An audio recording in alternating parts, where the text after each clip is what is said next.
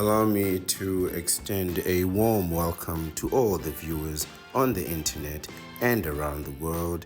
It is sunrise on YouTube, morning on Facebook, noon on Twitter, midday on Threads, afternoon on Twitch, sunset on Instagram, and evening on Rumble. I am your host, the Ancient One, the Bachelor Supreme, the Phantom Menace, he who remains, and the master of the deceptive arts. We are broadcasting live directly from the sanctum of solitude and the citadel at the end of time.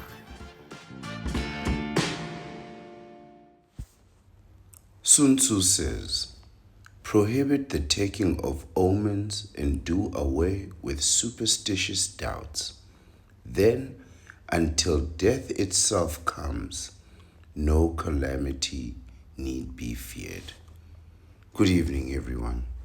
I am the Ancient One, the Bachelor Supreme, the Phantom Menace, he who remains the master of the deceptive arts, and I return to you once again as the guileful voice of the vasectomites. And today, I wanted us to delve into a philosophy that I have had a very brief run-in with in one area, but more detailed experience in another area. And this is the realm of the metaphysical, or what you may know as the mystic arts. Now, of course, I don't believe in magic per se, but there are elements of the mystic arts that I believe that every practitioner of the deceptive arts needs to be aware of. And this is really the area of potions, mixtures, that type of thing that create powerful effects on the mind and really the essence of your adversary. There are some plants, shrubs, herbs, even spices, salts, and sugars that, when consumed individually and by themselves, are quite harmless, perfectly normal, have no effect on an individual whatsoever. However, when these seemingly innocent ingredients, these seemingly innocent parts, are combined in various ways, under various circumstances, mysterious, mystical circumstances, they become something else. They become something powerful. They can create an illusion of self, and not just of self, but also reality. They give you the sense that you are bigger, better, greater, or worse, weaker, and more inferior than what you actually are, completely distorting your perception and your reality.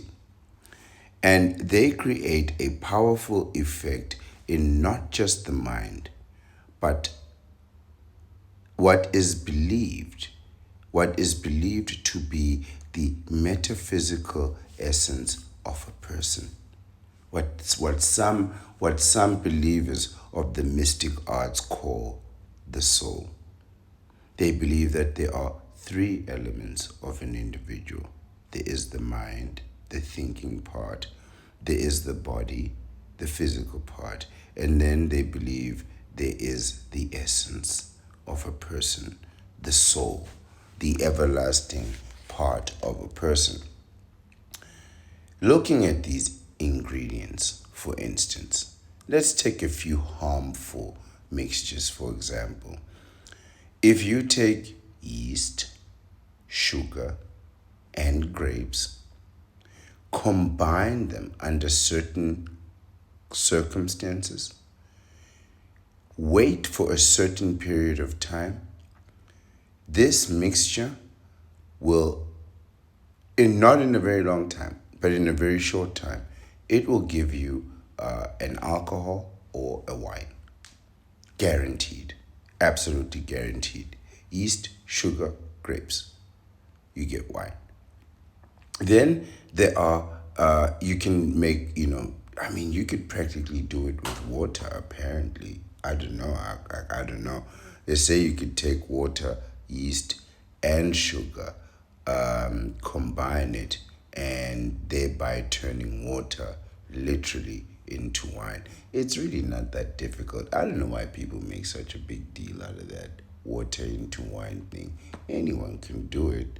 Really, if you think about it, just take a little bit of yeast, a little bit of sugar, a little bit of water, shake it up, leave it in the shade for a few weeks.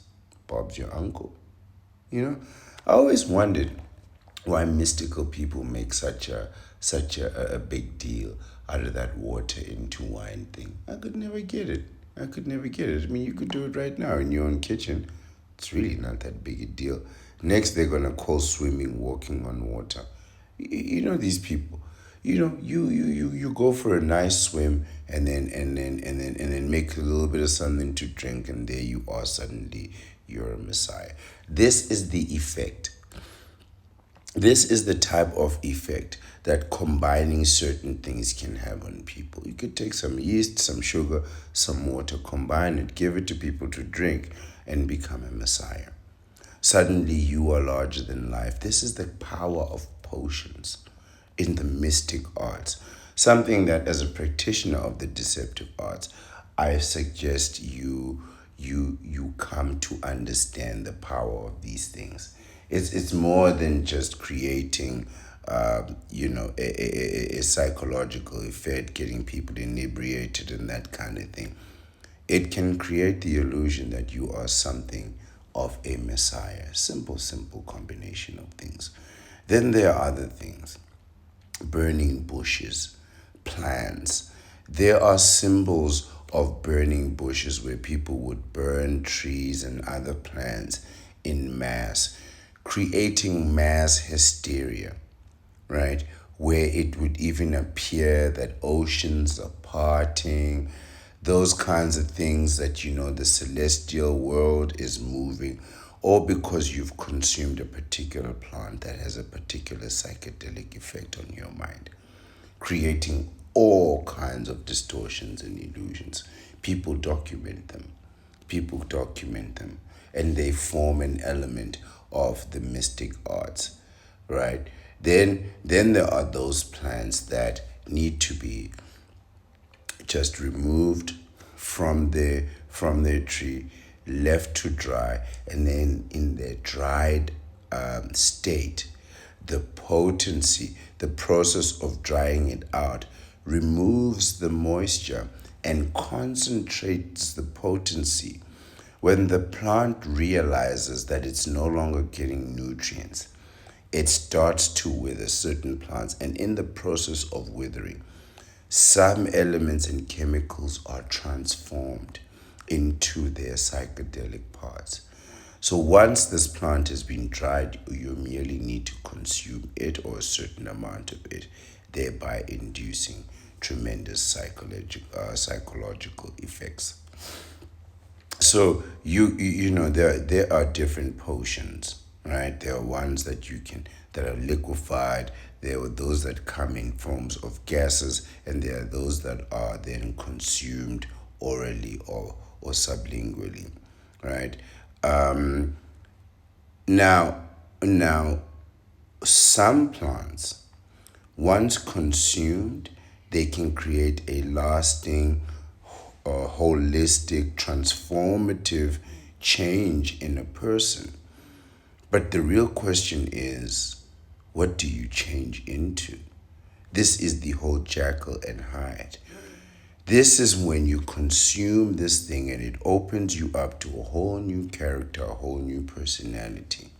And suddenly you believe that you can be a spellbinder like the counterparts, or you believe that you are now an airbender, which is the mystic art version of a knee bender, right? These are the men that believe that they should have several wives in the house, and they all practice these rituals, and they're all held together through all kinds of songs and dances. I tell you, these people, man, you know, I'm not into the spell binding and the air bending and all that, right? We believe that action, action is what is necessary.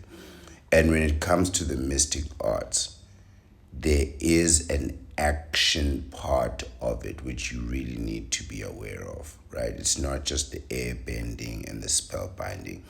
There are potions that once consumed, right, once transformed or once processed, they become an alcohol, they can become an inhaled substance, they can be consumed orally, and they can be powerful agents in altering the mind and the state of any individual, right?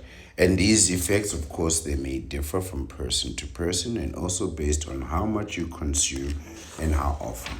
So some people may delude themselves into believing that they've built a tolerance for that substance when in fact it is the substance doing the thing. It has entered into your system and now you are dependent on it and it is dependent on you. You become one. You are stuck in this whirlwind, right? In this dark dimension where you might even believe you've been bewitched. As a practitioner of the deceptive arts, it's useful for you to be able to identify these potions, identify what they do, right? Know how they will affect you. You don't have to experience themselves. You can just observe. You can learn through observation, learn through the mistakes of others and the losses of others. Thereby, you don't have to repeat those losses yourself, right? But most of all, you want to see how they affect your adversary. Does your adversary become intimately obsessed, so they just want to go out and be intimate with anyone? Do they drive recklessly? Are they violent? Are they belligerent? Are they argumentative? Right? Are they stubborn? Are they abusive? What kind of person do they become when they are under the influence of this potion? How does it affect their minds as well as their reality? You need to observe this, right?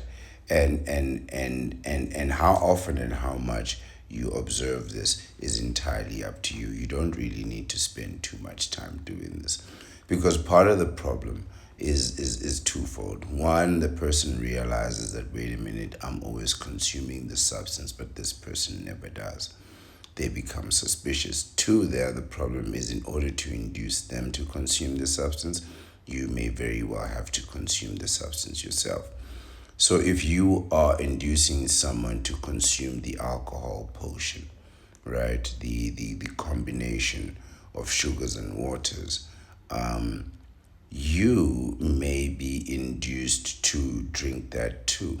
So you may want to have like a 0% beer or something like that, right? That way, you are practicing the deceptive arts in full. You drink no alcohol, but look like you're drinking alcohol, and they drink alcohol because they're drinking alcohol. Some of the 0% beer, it tastes, smells, feels exactly like the real thing. There's a moment where like you have to be like halfway through. So for instance, when you consume the stuff, it doesn't kick in right away.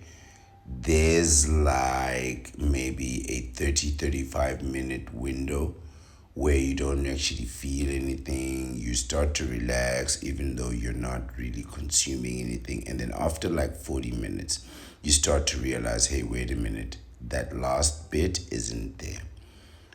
So even if they drink it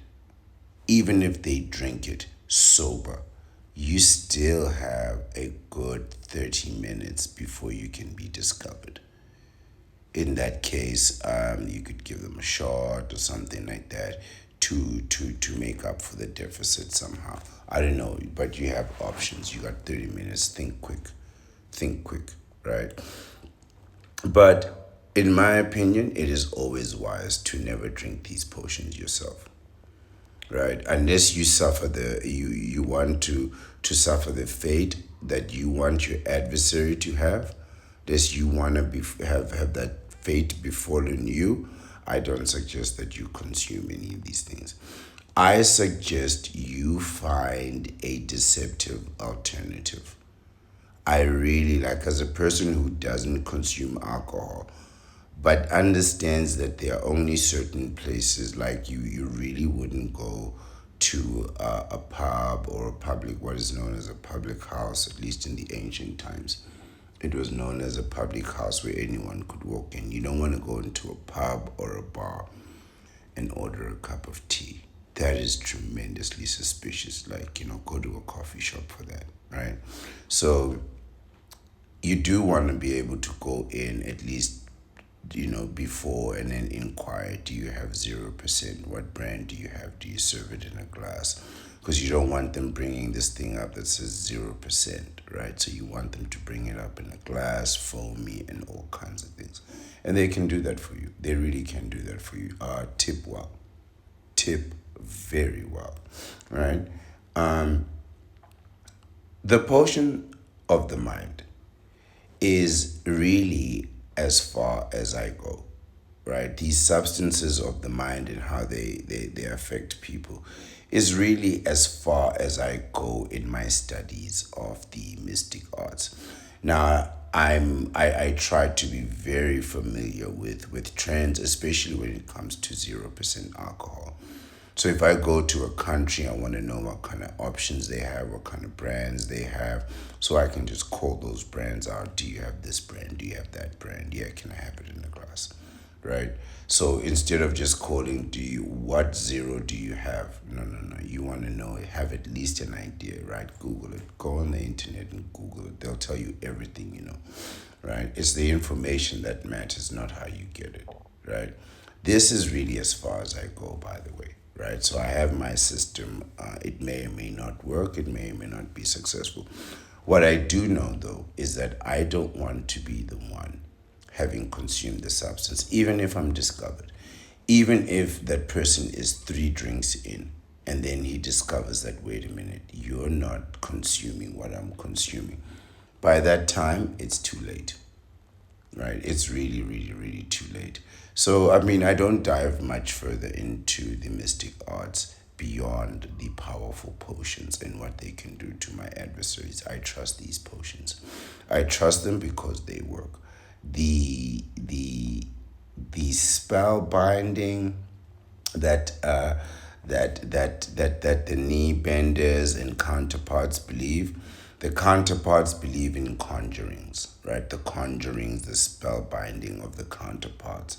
The knee benders, they believe that they can bend the air and affect the elements and manipulate the elements in whatever. And they also think that they can do the same thing with other people through knee bending, right? But these, there are people who believe in these things: conjurings, spell binding, witchcraft, spiritualism, manifestation. They even believe that they can manipulate the forces of the universe, right? But above all, their primary weapon in the mystic arts of assault is curses. They believe that they can curse you. Now, a curse is known as a solemn utterance, a heartfelt divine utterance, a combination of words, right? That is intended to evoke a supernatural power. That supernatural power is thereby under their control, working insidiously to inflict harm or punishment on someone. And since the supernatural power is mystical in nature, it can neither be detected nor prevented or stopped. Right? And it is there to punish someone. Right? Now, these utterances are called spells, right? And the consequences are the conjurings. These are the conjurings of the counterpart, the spellbinders, the witchcraft, the manifestations, right? The manifestations, if you will, and they believe that they can affect the world. And there's a part of me, because I don't know so much about that area of it, there's a part of me that wonders, could they have pulled this off? Could they have actually affected the course and direction of universal forces and cursed not just individuals, but could they have finally mastered their powers so much that they could curse the entire world? No, I'm not one who believes in these kinds of things. I'm the one who believes in these kinds of things. But there are some who do. There are some who do. We, the practitioners of the deceptive arts, we believe in the tangibles. We believe that action is the only power that can affect reality because it is provable beyond a shadow of doubt. But they have chosen a different faith, a different philosophy, and they believe that what will be is what is meant to be, while we believe in self determination. We are of different philosophies and different beliefs. Some of these curses, you may have experienced them. They affect you immediately, emotionally, mentally. They mess with your day. They are blatant and obvious. A swear word, a threat, an insult, right? Being belittled, that kind of thing, undermined. Others are more insidious, clandestine, and these are the ones that are truly, truly malicious. They are ironic in nature, right? Hard, ambiguous, hard to understand with no clear meaning, right? They are enigmatic, if you will. Phrases like, and I'll try to get the tonality right. Phrases like "good luck" or "man, I hope you really know what you're doing." You know, these are curses. Things like "you should think twice about that," or better yet, "may you live in interesting times." Now that one to me hits home. May you live in interesting times. These are the type of things that we're going to look at today. What these insidious types of curses mean, the ones that you don't really get the meaning of. What is this person trying to induce from their supernatural force to happen to you and inflict punishment by saying, "may you live in interesting times"? And boy, oh boy, do we live in interesting times, don't we? I mean, just look at the dynamics of characters that we have and the beliefs that all of these characters have. It's not for you and me to decide if spellbinding, the conjurings of the counterpart, or the airbending of the knee benders is true or false.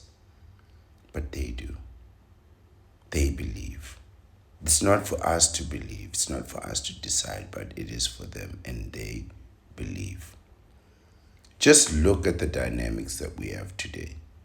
We have knee benders, counterparts, boss babe, trad wives. We have divas and podcasters and influence. We have celebrities that are celebrities but have no money. We have celebrities that are celebrities but have money. We have celebrities that have money but have faded, celebrities with no money that are fading, and celebrities that are holding on with or without money. These are very interesting times. The whole part, and everyone is accessible to everyone. It's never been like this before. I remember celebrities, you people went crazy for celebrities because you never actually saw one. And when you finally did see one, it was kind of like a big deal. But now you see celebrities all the time online. You can send them a message if you want to, right? You can actually infiltrate their lives. And they want that. The last thing that they want is to be ignored, you know? And and then you get the athletes, with or without the money, the baby mamas, the divorces, all that, the fame, the drama, and then you're still not performing on the field, right? You're still not performing on the courts. Then you get the pundits, right? The social media commentators, the social media models, all the people that are going to be talking about you all the people that are going to be talking about you. We got the passport bros, we got the Bachelor 2.0s, he who returns. We have the stepdads, the play cousin, the work husbands. We have the sugar babies. We have situationship, casual hookups. We had the Me Three movement. You know, we have, and then we have, of course, the pay for play scale. We have the pay for play providers, the pay for play proprietors who are definitely going to get 30 years, and then the play for play panderers, and then we got who are all married, by the way. Then we got all kinds of websites. We got all kinds of websites, right? All of this, right? Then you can throw in the vasectomites. You can throw the vasectomites in there. And I know you might be wondering, well, Ancient One, how do I become a vasectomite? I'll tell you. Thank you for asking, by the way. Thank you for your curiosity in our philosophy. You can go ahead and freeze your sperm and get a vasectomy. Go ahead and freeze your sperm and get a vasectomy. All right? All of this is tied up into one digital consciousness of humanity. And that digital consciousness is called the internet. And this cacophony of realities all boils down to a simple question of choice. The curse of the interesting life and world that we are living in, if you believe in that kind of thing. If it is indeed manifesting itself right now through the digital interconnected consciousness of humanity, which is the internet. It all has to come down to some type of choice. And I believe that despite all the options, in truth, you only have two choices. You only have two honest, verifiable choices. This is what the curse has come down to of interesting times. A very interesting choice. On the one hand, you can join me and become a vasectomite by freezing your sperm and then getting a vasectomy. I said freeze your sperm and get a vasectomy. One more time, freeze your sperm and get a vasectomy. Or you can bend the knee. You can freeze your sperm and get a vasectomy and still have all your biological options open for you, so you can go ahead and have kids by unthawing your sperm, which is a bad idea. You can go ahead and have kids by having your vasectomy reversed, which is also a bad idea. Or, there are many ways for you to have kids. And the problem is having kids is the bad idea. So you still have all your options open for you, right? Or you can go ahead and bend that knee. All right, you can take the risk, you can play the game, hope for the best, scream as loud as you can, bachelor for life, and in no time at all, you'll be on your knees talking about how child support isn't fair, how you're being ripped off and we need to start changing the laws. My friend, no one is going to change the laws for you. You're crazy. Just because you had intimacy with a counterpart, we gotta change laws? No way. For some people, they believe in just blindly manipulating you, just into bending the knee anyway. Right? They think that's the best situation. Just don't give them a choice. Just let them bend the knee and live it out. I disagree. I disagree. I think this creates for a very interesting situation. I think that giving you the choice, giving you the option, is way more interesting than compelling you to do it anyway. That's why I come out here every day and tell you freeze your sperm, get a vasectomy. So you know in the back of your mind you have two choices. You can bend that knee, right? Or you can spend $1,550 getting your vasectomy, $50 more. Freeze your $50 more, $1,600. That's my number. I'm just gonna go with 1,600. You can spend $1,600, 1,600 US dollars, freezing your sperm and getting your vasectomy and figure this thing out. You have 1,600, bro. You have $1,600. You have $1,600, or you have something that you can sell for $1,600. Better yet, just speak to your medical insurance. They have $1,600. But in truth, you have $1,600. You can afford that vasectomy. It's the cheapest thing you can do. Compared to childbirth, which is going to run you up like $20,000. Childbirth, just the birth of the child, is 10 times more than what it costs to freeze your sperm and get a vasectomy. $1,600. Right? $1,600.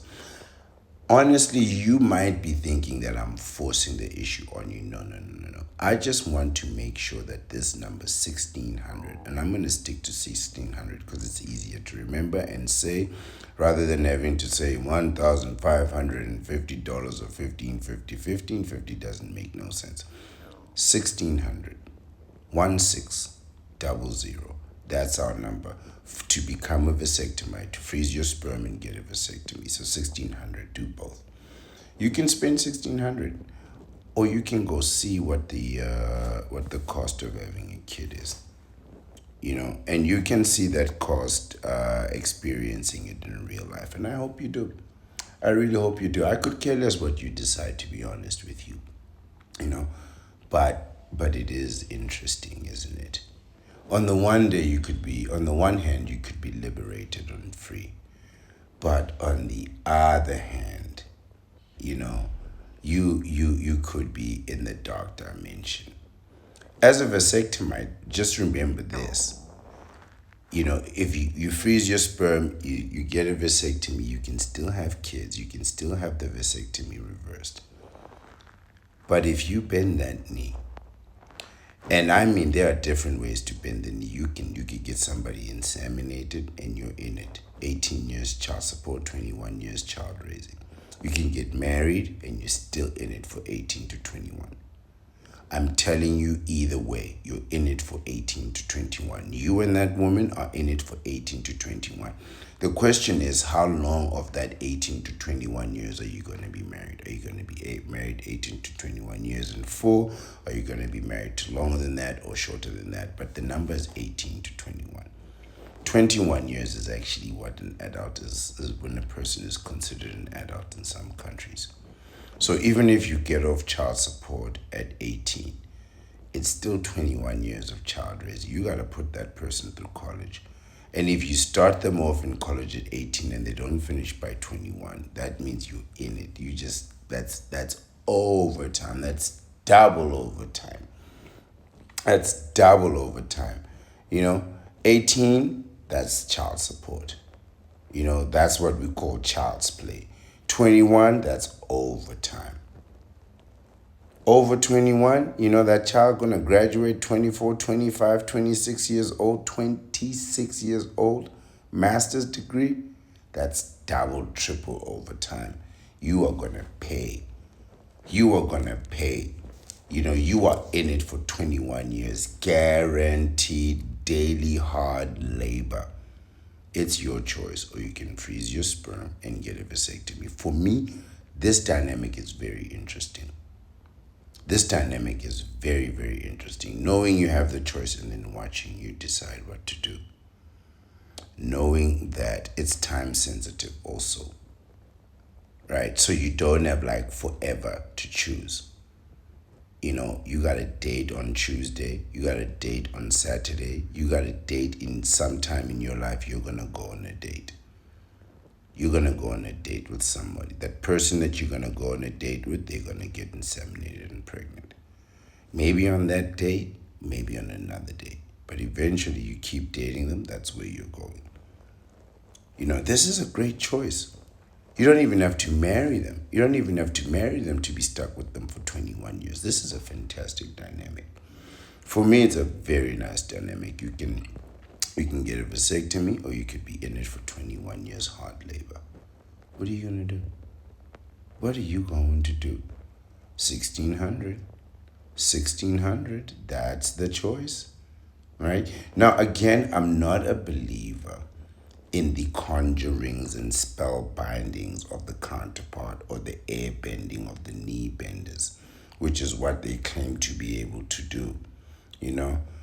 But I can't help but wonder to myself, based on the very interesting dynamic that we see playing out today between the vasectomites and the knee benders, what are you gonna do? There's a very small fraction of vasectomites. So it's like a tiny percent, less than 1% of the world are actually vasectomites, right? So as a species, we are really at our origin story. We are really starting out as a species, the vasectomites. Like we are at less than 1%.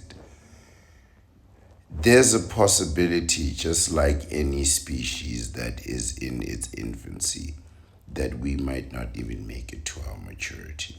We might be completely wiped out in less than a generation. This is the truth of the origin story of the vasectomites. We are brand new to this earth, comparative to regular humans who are at like over 99%. Like it's a tremendous amount of people, right? So we could easily be wiped out. You do have the choice of joining our evolution of the human species into vasectomites, or you can bend that knee. Oh, what a great choice. You could join the majority, the 99%. What a fantastic dynamic. Now, again, I don't believe that these people have bent the air and willed the universe into creating this tremendous dynamic that we are in right now. But if their curse worked, if their curse to make you bend the knee worked at a 99%, the solitude has struck back. It has responded. The universe has sent a response out to this dynamic and said, through the solitude, you can have liberation. You freeze your sperm, get a vasectomy, and live the vasectomy life. So they have manifested one power through curse, through spell binding, and yet a counter force has emerged. Is this counter force a consequence of the conjurings of the counterpart? Are we the counter to the counterparts? Are we the flight of the against that? Is the solitude against the bending of the knee benders? It's really the air bending of the knee benders. It's really a question of which philosophy, holds which type of practice. The mystic arts or the deceptive arts. This is really what this comes down to. I can't help but wonder if their curse worked. Did they pull it off? Based on the very interesting dynamics of the reality today and the potentiality of devastation that is probable should we continue down this dynamic. All those knees bent. Did the spell of the airbenders and the conjurings of the counterpart finally work after thousands of years of evolution? Have they too evolved into being able to master the mystic arts and manifestation? And the consequence of practicing those dark arts is a reality that no one can comprehend. So consider the mystic beliefs of the knee benders and the counterparts, those that do believe in the mystic arts and those that practice the mystic arts. Also consider that they are aware of these potions. So as we study the influence of the potions, they too study them intently. They know everything about every substance, even the unnatural stuff, even the biochemical stuff. They know all about it when it comes to potions. They have no limits. They have no limits to which potions they will use and to what devastating effects those potions will have, either on the individual or the collective. Potions are a very common practice in humanity. They've existed since the beginning of the time, since the time before time, the time of the ancient ones. The title of today's edification is really something of a new phenomenon that I'm trying out. It doesn't come from any of our regular sources, as you may expect, dealing with the metaphysics of the mystic arts, manifestation, and whatnot. We had to trust a new type of magic, a new type of science, technology, and we are using google.com. May you live in interesting times is what I've titled it. It does come from Google AI. Yeah, for those of you that are interested and wondering if we'll be utilizing AI, I really don't have a problem with utilizing AI. I, again, am a thief of information. I'll take the information as it comes and deduce it for myself based on my outcomes and my plans, right? My divine manipulation of the thread. However, I can say that while there is some validity to this information, it is entirely up to the individual to decide if they are going to trust AI.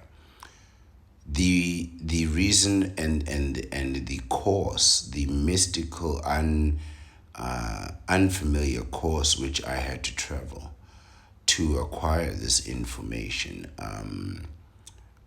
was quite interesting. I came to realize that these curses, in fact, while they are known and understood, are not actually documented. No one has documented or claimed these curses, but they are well understood throughout some of humankind's history. Isn't that interesting? I researched this today, so there's no date there, there's no source.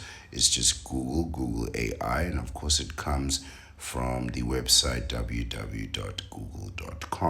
So whatever day that you read this or that you find it, you can go on that day and search it and still get that information. You could deal with this in 1,000 years and the information would still be from that day today. This is a very interesting dynamic.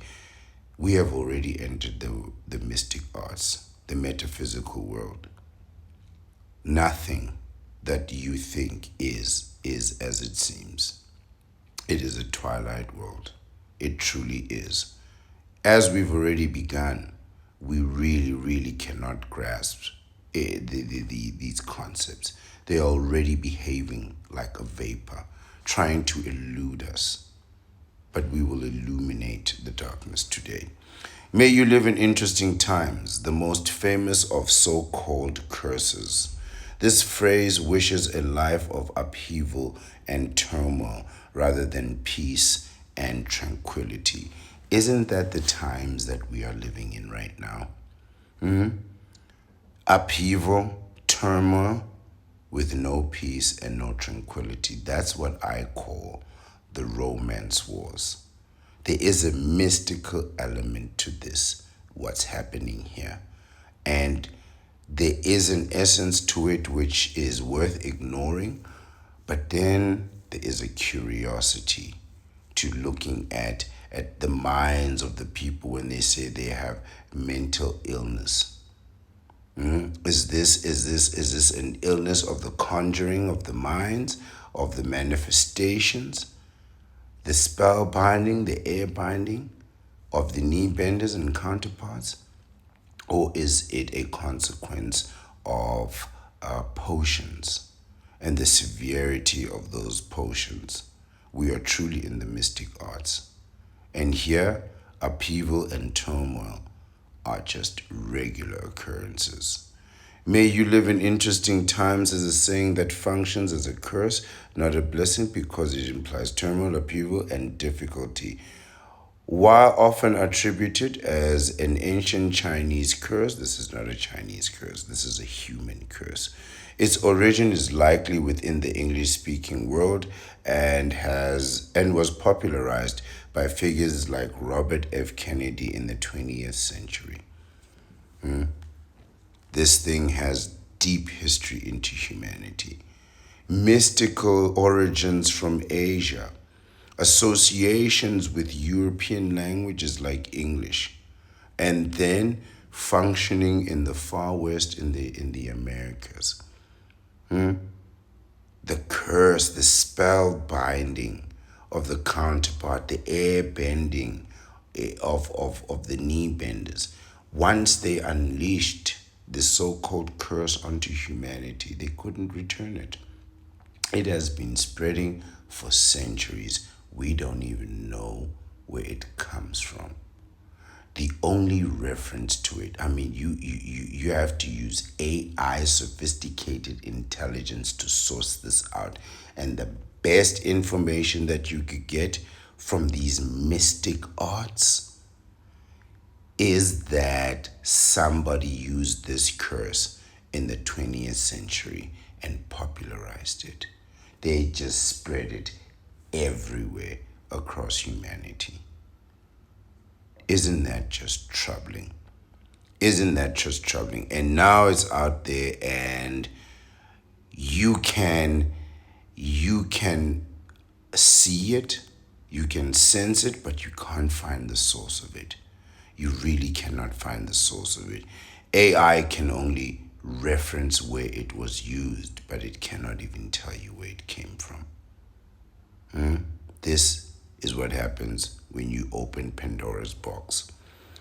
May you come to the attention of those in authority. For some people, they might think that this implies that may powerful people see you in a favorable way, but rather this implies that you are going to get punished and crushed by the system. This curse implies that attracting the attention of powerful figures or the government will likely bring trouble, not favor. Indeed, it often does. Indeed, it often does. When you deal with authoritative figures, their primary concern is upholding the standard and maintaining the law. They are really not there to be friendly and playful with you. So if you catch their attention, it's because you are either not living up to the standard or you're breaking the law. May you come to the attention of those in authority is part of a supposed Chinese curse. There we go. There we go. Still mysticism. The only reason that they say that these are Chinese curses is because China is one of the oldest documented societies and civilizations in humanity. We really don't have anything in terms of societal structures beyond a few thousand years. It's maybe 10,000. Now, we know we've existed beyond that, but is it a question of, has time taken its course of things with it, wars, traumas, that kind of things were destroyed, things were changed, things were altered, cultures were moving on, technologies moved on, and all we did was build on top of each other, right? We built new civilizations on top of old civilizations, right? However, those old civilizations, they're not entirely gone, and the consequences of the misdeeds of those people that lived thousands and thousands and thousands of years ago can still be felt. So if they sent out a curse on this world, which of course I don't believe in, despite the interesting times that we are living, despite so many people coming to the attention of authority, being sued, being incarcerated, despite so many men losing their freedom through the dark dimension. Because this is another way, right? When you get married, you tie yourself to the government. You now bring yourself to the attention of the government. Remember, marriage is an assets combining contract. It's a contract where you bring what you've got, she brings what you've got, you come together and you continue to add on top of that or divide, right? You can add, subtract, multiply, or divide to that. Anything is possible, right? It is a contract between you, your spouse, and the national government of your country. So you have now taken the government and brought the government's attention to not just you and your spouse, but also the nature of your relationship. It's based on this. To me, it's very clear that marriage itself is cursed. Based on this indirect, insidious curse that says, may you come to the attention of those in authority. And marriage is literally bringing you directly into not just the attention, but you have brought the authority into your life and into your marriage. Doesn't that just sound like the ultimate curse? And that's why these knee benders and these counterparts, once they are in the dark dimension, oh, the misery. Oh, the misery. It's like living a curse every single day. Your mind goes, your money goes, your body goes, your health goes, your mental health goes. All of the ills described as a person that is cursed, you can witness it in somebody who bent the knee, or the counterpart who is also in the dimension, in the dark dimension. And don't get me even started on divorce. Divorce is the ultimate attention from the government. They will scrutinize every single aspect of your life, tax returns from the first job you ever had to where you are now, and every job you'll ever have in the future. Isn't that just extreme in terms of curses? Just think about what this curse says, and then think about what marriage is, think about what divorce is, think about what child support, alimony, lawyer fees, all of that is a curse. I am so glad that I read this because it is bringing it all home for me. There is some mystic arts going on here around this marriage dynamic, and I have sensed it my whole life. While I have sensed the solitude within me, I sense the dark dimension all around. I sense the dark dimension all around. And I see why. The attention of those in authority is absolutely a curse of which we are the origins, we do not come. But indeed, the manifestations, the results of it are very clear to see. Oh, you get married, you're destroyed. It is going to destroy destroy you. It's cursed. Marriage is cursed. I just had an epiphany. It continues. I'm going to just do it from here again, right? May you come into the attention of those in authority as part of a supposed Chinese curse. That's why I needed to start again because I stopped at the comma. Often cited as the second in a trilogy that begins with May you live in interesting times. In this context, attracting the attention of authorities is usually viewed as a negative outcome, implying increased scrutiny, trouble, and misfortune. Oh my God. Oh my goodness. Doesn't that just ring of the dark dimension? This is why I call it the dark dimension. This is why I call it legal matrimony, because you go the legal path and then you enter into the dark dimension, where now you have, when they say increased, increased scrutiny, trouble, and then misfortune. Isn't that all what marriage and divorce is? Isn't that what all marriage and divorce is? It could all really be summed up in this direction here. The attention of those in authority. Think of all the people that are arrested, all the people that have been sued. Think of all the people that have had financial mishaps because they have attracted the attention of those in authority. This is absolutely a curse, and a curse on the institution of marriage. And also, boy oh boy, are you going to live an interesting life. You are going to see the craziest things. When you are in that dark dimension, I mean, just talk to a divorced man. They'll tell you all about it. Man, you just want to sit down and listen to him talk. I would love nothing more than to sit and listen to a divorced man just break it down, Just go through it, just like unpack it. Now, how we met, in the beginning it was kind of like this.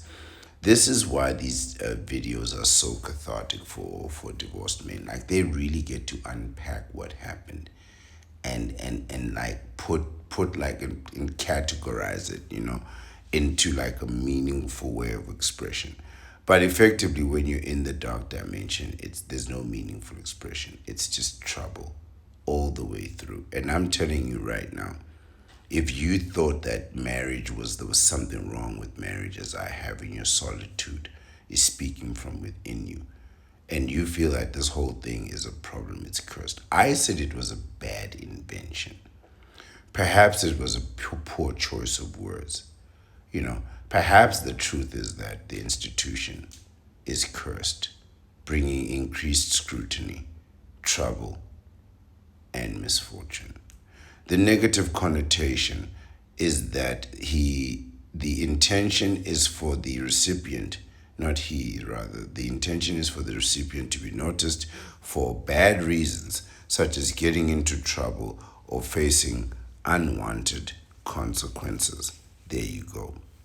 Because you're never, just think about it. When was the last time somebody got the attention of those in authority, like government officials, and it was for a good thing? When it is, it's completely fake and it's completely staged. The only the only circumstances that you get the attention of those in authority is when you're being arrested. Now that's not a good situation. That's absolutely, absolutely a curse.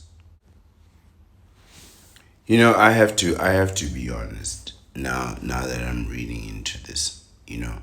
I have sensed sometimes when I enter the presence of a counterpart, I will feel a disturbances in the force.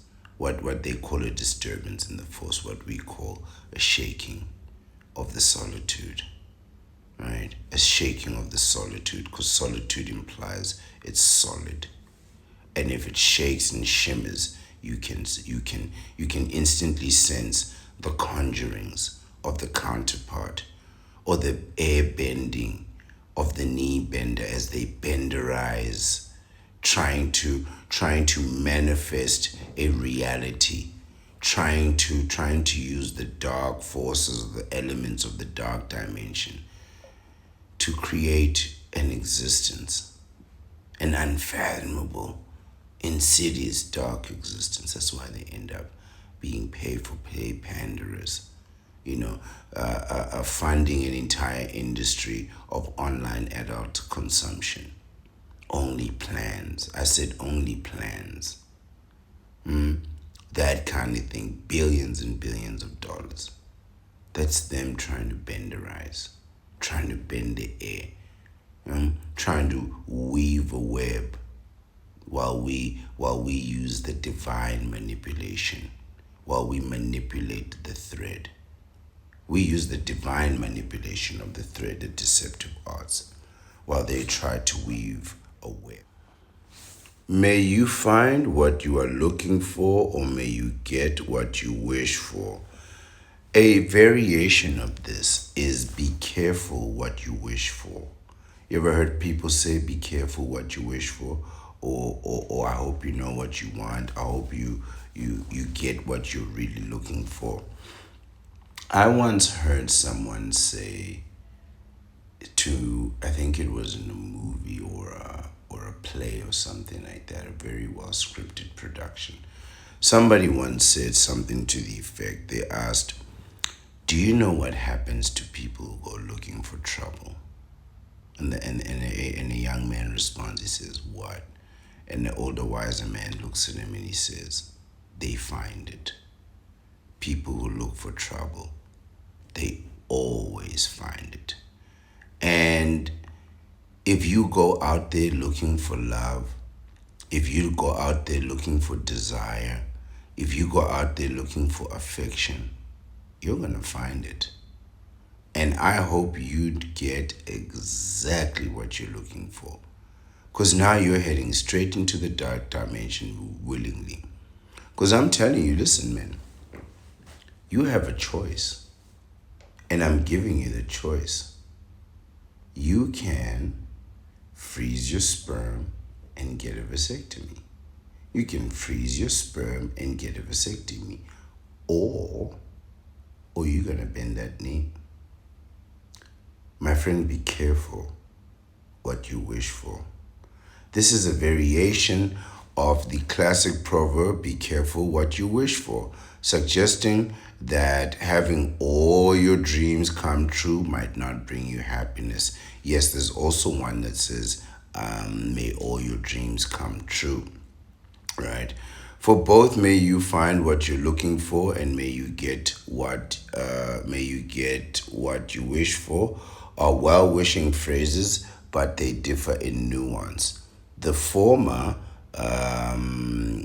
may you get what you wish for, focuses on the act of discovering an attainment through active searching, while the latter, the former, which is may you find what you're looking for, focuses on the act, so there you are pursuing, while the latter, which is the last, emphasizes the fulfillment of desires through lack of or desire itself, with an added cautionary aspect often implied by the related proverb, be careful what you wish for. I forgot the inverted commas on the end during the editing. That was my mistake. I take full accountability for that. However, back to the curse. This is a very powerful thing. I've heard parents say this to their children. Be careful what you wish for. May you find what you're looking for, right? I've honestly heard people say this in moments where somebody is like achieved a great success. May all your dreams come true. May you get whatever you want. All of that. May you have a large, beautiful family. All of that. And they'll say that to you on like your birthday, your graduation day, your wedding day, whatever important symbolic day of your life it is. And you will carry that in your heart thinking that it's some type of blessing when in fact it's a warning. It's a warning for you to be careful what you wish for, or especially you knee benders. In the dark dimension, I say very often that you need to be able to make a sacrifice to the solitude, to your own solitude. And the sacrifice that you need to make in order to live in the solitude is that you must lose that which you love. You spend your whole life chasing after this thing. And that thing that you chase after, that is exactly what the solitude is going to demand. So you can't say, well, solitude, I love my car, but I also want to be like traveling the world. So I want to travel the world and have my car at the same time? No, you're going to have to let that go. You want to live a bachelor's life, you want to be free, you want to go from exotic islands, luxury hotels, trips, catamarans, all that. You must lose the idea of permanence in your life. From people to cars to products to everything. Now you might say, well, Ancient One, don't you have the sanctum of solitude? The sanctum of solitude is not an anchor, it's a landing spot. It's a landing spot. Because I've traveled so much, you can find yourself stuck in the air. They don't tell you about that part. You can find yourself from hotel to airport, hotel to airport, from hotel to airport, and never actually land on the ground and just settle. You can go too far. You can ruin your bachelor life by doing too much and going too far. I know what I'm talking about, right? And you can ruin your bachelor life by living the dream. You can blow right through all your savings by trying to live the dream, trying to emphasize the fulfillment of desires. This is a very powerful thing. This is a very powerful thing. Even the bachelor life, you might think, oh, I want to live a bachelor's life. Days, weeks go by, you haven't spoken to a single person. You are truly in the solitude. For some people, they can go crazy in that solitude. I happen to thrive. I exercise, I lose weight, I can make videos, all kinds of things. But even then, you start making videos, and it becomes a commitment over time. Then you wonder, do I love this podcast? Is the solitude going to demand this platform too? Is the solitude going to demand the vasectomy life? The answer is absolutely yes. It always does. Be careful what you wish for. Be careful what you wish for. You could live a life as a vasectomite, but be careful what you wish for. Or you could bend the knee. Then you really need to be careful for what you wish for. But either way, may you find what you're looking for, and may you get whatever you want. Simultaneously, may you never forget. For you, Bachelor 2.0, he who returns, may you never forget. May you always remember the dark dimension. 18 years child support, 21 years child raising, college, overtime, extra time, every time. May you never forget what it felt like to bend that knee and never be allowed to rise again. How hard it was to claw yourself out. I mean, claw yourself out. Grinding your fingers down to the bone, watching them bleed, and then still say, it's worth it. Losing your house, your car, your children, and it's still worth it. Losing your family, your pension, giving all your money to strangers so they can put their kids through, you know what? Forget putting the kids through college. Let me tell you how ironic this is. Your lawyer is going to take the money that you are going to pay alimony and child support on, those lawyer fees that put you on alimony and child support. He's going to take that money and use that money to pay his own alimony and child support. Just think about that.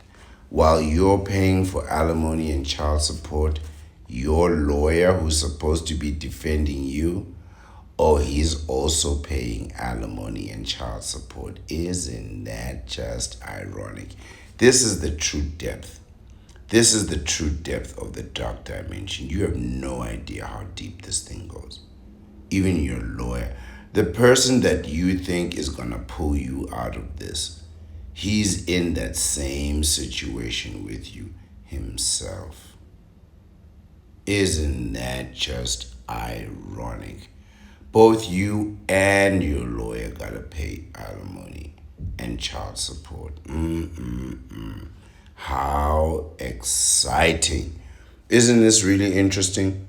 Aren't these interesting times? You're paying child support and alimony, your lawyer's paying child support and alimony, the judge is paying child support and alimony. Fascinating. These are truly interesting times.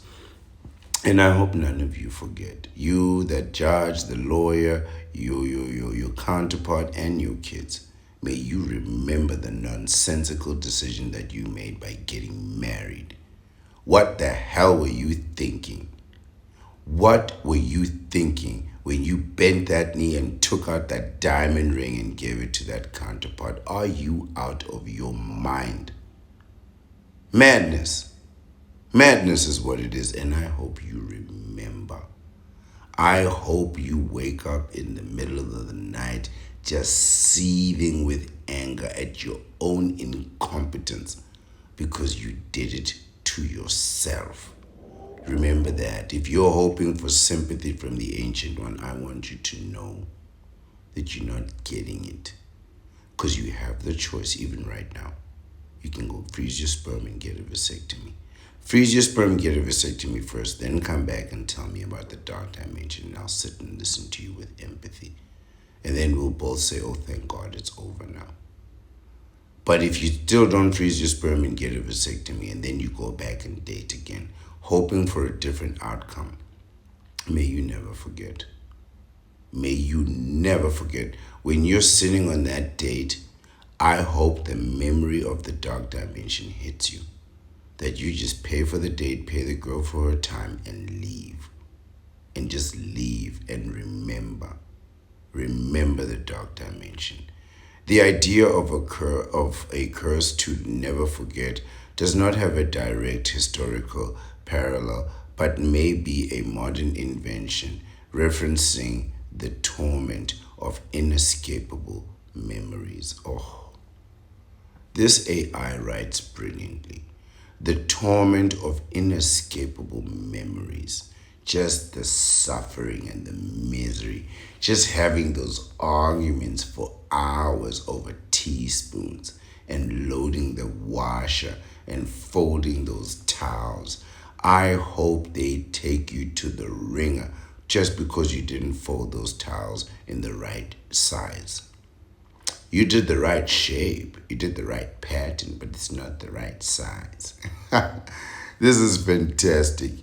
The torment of inescapable memories when you find out that there's a phantom menace in your wife's life.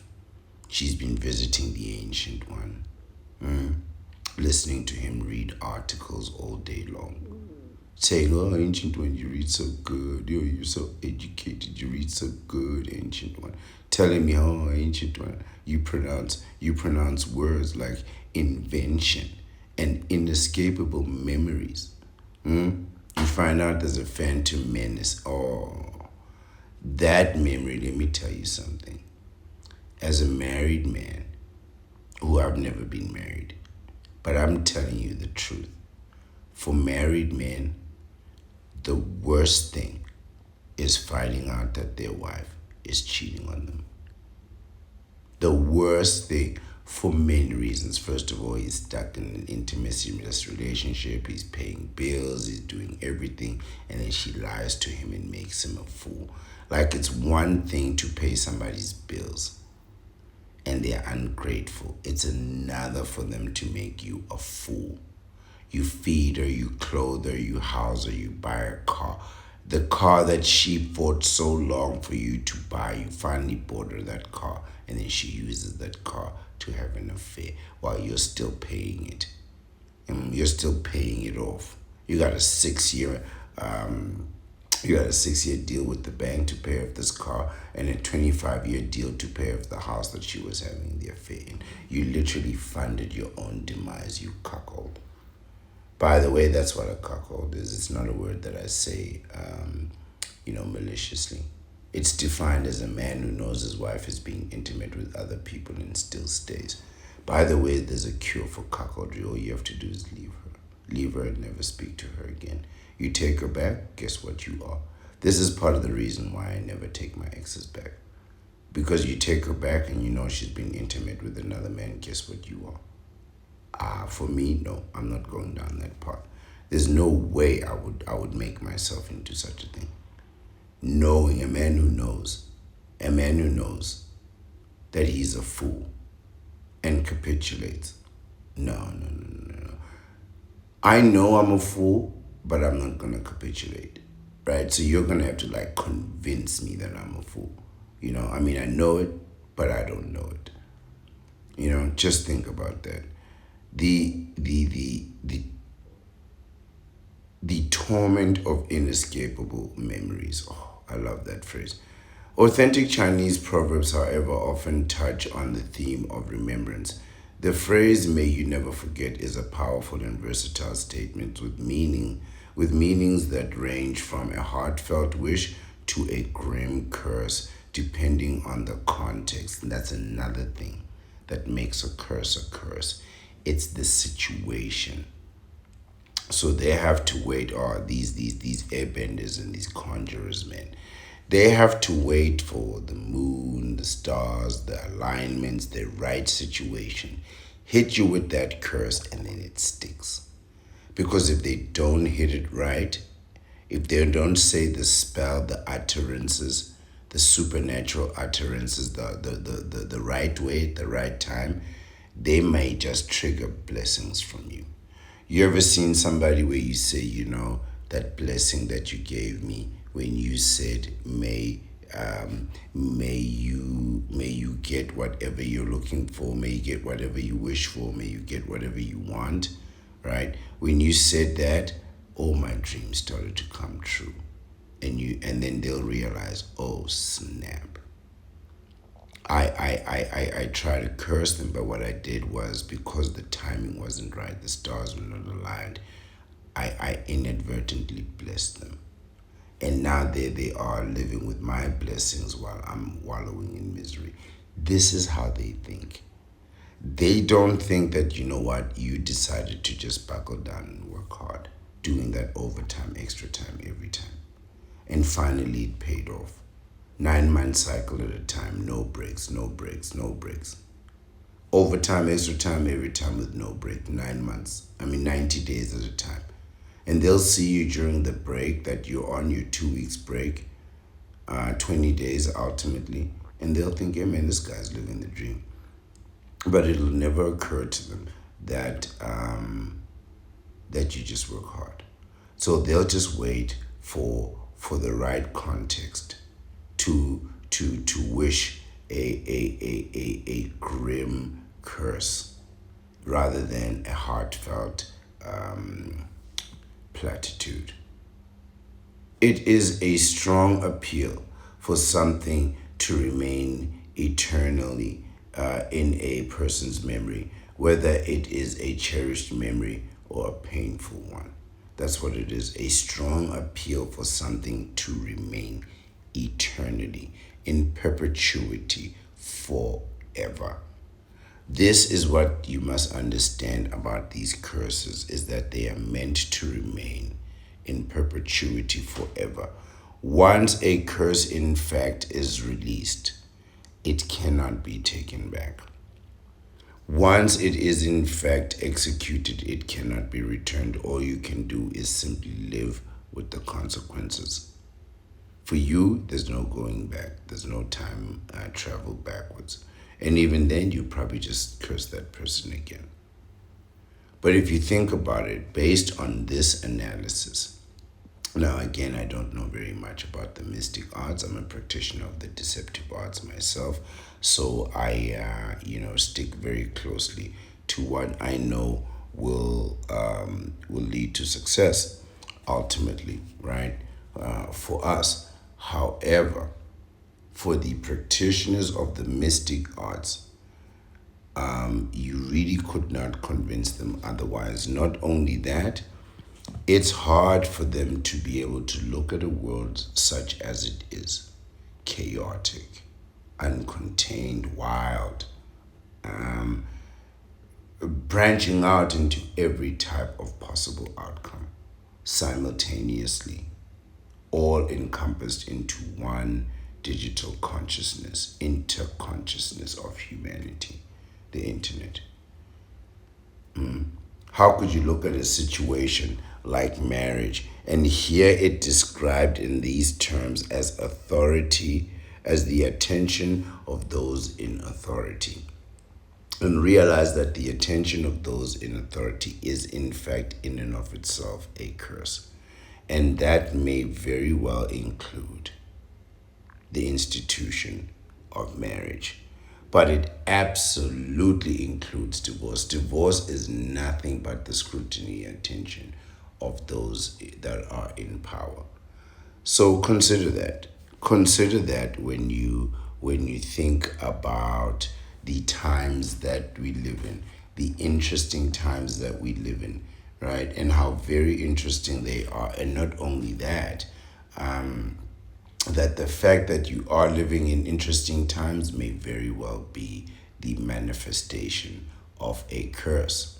However, the ancient one, our ways, the deceptive arts, they do offer a way out of these curses. Even for you knee benders that are in the dark dimension, you might be thinking, how am I going to pull this off? Get a vasectomy. Start with securing yourself first. If you're looking for that spell, right? Because we're talking about spell conjurings, utterings in a certain sequence. I'll give you a spell. Freeze your sperm, get a vasectomy. Freeze your sperm, get a vasectomy. If that is not a spell that you will hear over and over again, what is? What is? Think of these utterances that we don't even know where they come from. At least you know where this spell comes from. Freeze your sperm, get a vasectomy. There is another spell. If you say this in your house, the counterpart will emerge. Other than freeze your sperm, get a vasectomy. If you say these words and just sit and wait, a counterpart will emerge. Look at the door, open or closed, just as it is naturally, and say the words, return from the streets from whence you came. Be gone. Say, return to the streets from whence you came. Be gone. Return to the streets from whence you came. Be gone, counterpart. Be gone. And just wait and see. Now, I'm not telling you that you're gonna like what comes through that door. because it may very well be someone that you care about deeply. But I assure you, a counterpart will walk through that door. And when they do, you will know. You will know that they need to return to the streets from whence they came, and they need to be gone. But if you want to cover yourself in protection against these spells and to disinterest yourself from these times, right?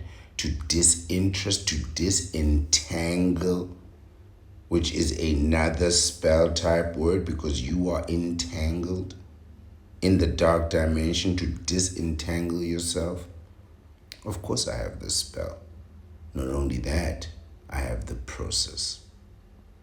The action is the spell. The spell is the action.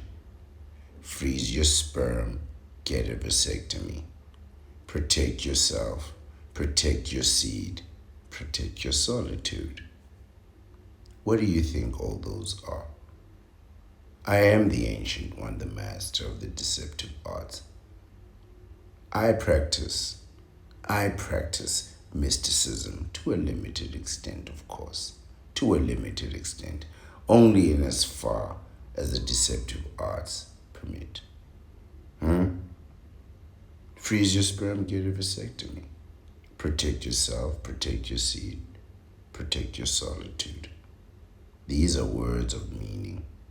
These are words that will protect you and keep you safe from the conjurings of the counterpart and the benderizing and air benderizing of the knee benders. Consider that.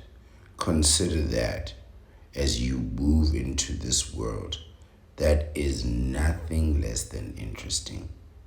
And the most interesting thing of all is the choice that you are going to make. Are you going to freeze your sperm and get a vasectomy? Or are you going to bend that knee? Whatever it is, I hope you find what you're looking for and you get what you wish for. But ultimately, I assure you, one way or another, you will never forget. You will never forget that you had the opportunity of freezing your sperm and getting your vasectomy, but instead you decided to provide and protect another spell. You decided to say happy spouse, happy house. Or happy house, happy spouse. Or is it protect and provide or provide and protect? These spells mean nothing to me. That's why they don't affect me. But you, they mean everything.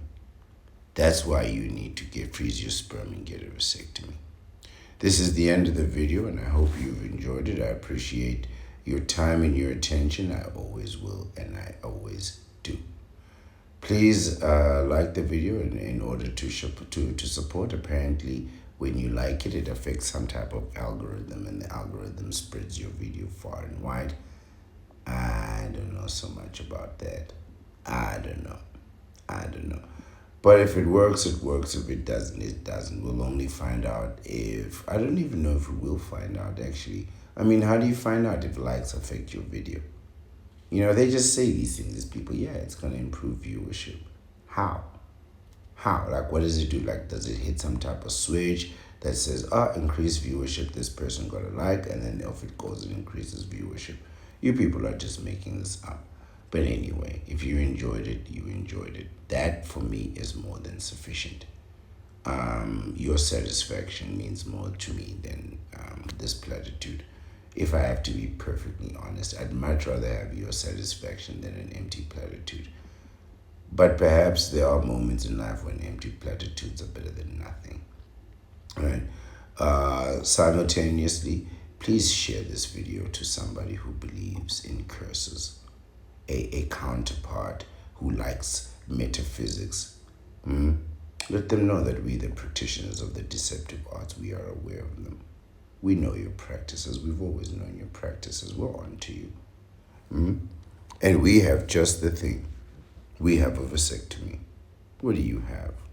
Dreams and wishes and interesting times. Send this to them and let them know that the vasectomites, in fact, have arrived on Earth. And your magic is weak. Let them know. Let them know that their magic compared to a vasectomite is inconsequential. We've frozen our sperm, we got a vasectomy. What more shall we fear? Other than maybe the attention of those in authority, right? Or getting what we want, or never forgetting, you know, but ultimately we can all say we are living in interesting times.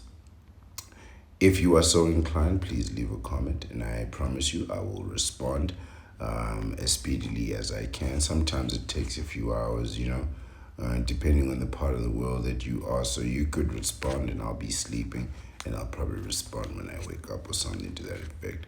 But I am available. You don't need to pay no super chats or anything like that to talk to me. You could just talk, and I'll talk back, and I always do. Thank you for your time and your attention. This is the Ancient One, the Bachelor Supreme, and I'd like to wish. Yeah, let's do that again. This is the Ancient One, the Bachelor Supreme, and again, I'd like to wish you all a wonderful, wonderful day.